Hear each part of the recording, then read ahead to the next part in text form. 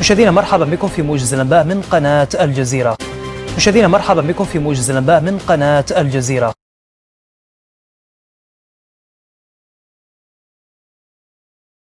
قالت وزارة الدفاع التركية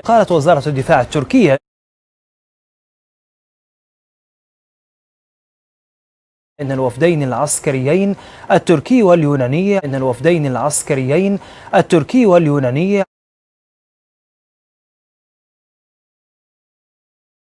عقدا اليوم اجتماعا في مقر حلف الناتو ببروكسل.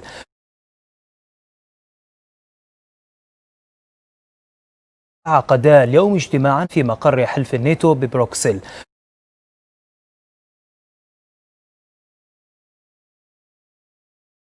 وأضافت الوزارة أن الوفدين ناقشا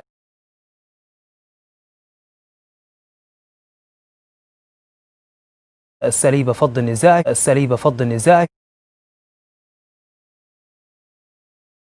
في ظل الأزمة القائمة بين البلدين.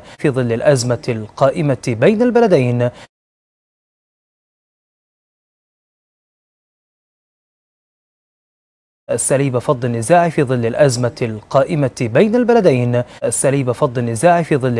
القائمة بين البلدين.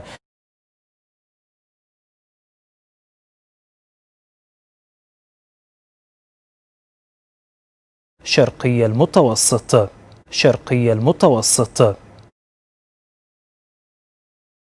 أساليب فض النزاع في ظل الأزمة القائمة بين البلدين. شرقي المتوسط.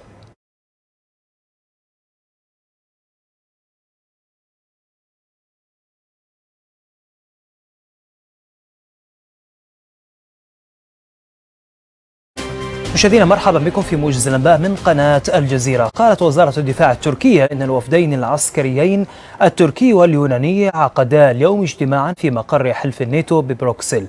وأضافت الوزارة أن الوفدين ناقشا أساليب فض النزاع في ظل الأزمة القائمة بين البلدين. شرقي المتوسط. مشاهدينا مرحبا بكم في موجز الأنباء من قناة الجزيرة. قالت وزارة الدفاع التركية إن الوفدين العسكريين التركي واليوناني عقدا اليوم اجتماعا في مقر حلف الناتو ببروكسل. وأضافت الوزارة أن الوفدين ناقشا أساليب فض النزاع في ظل الأزمة القائمة بين البلدين. شرقي المتوسط. مشاهدينا مرحبا بكم في موجز الأنباء من قناة الجزيرة. قالت وزارة الدفاع التركية إن الوفدين العسكريين التركي واليوناني عقدا اليوم اجتماعا في مقر حلف الناتو ببروكسل. وأضافت الوزارة أن الوفدين ناقشا أساليب فض النزاع في ظل الأزمة القائمة بين البلدين. شرقي المتوسط.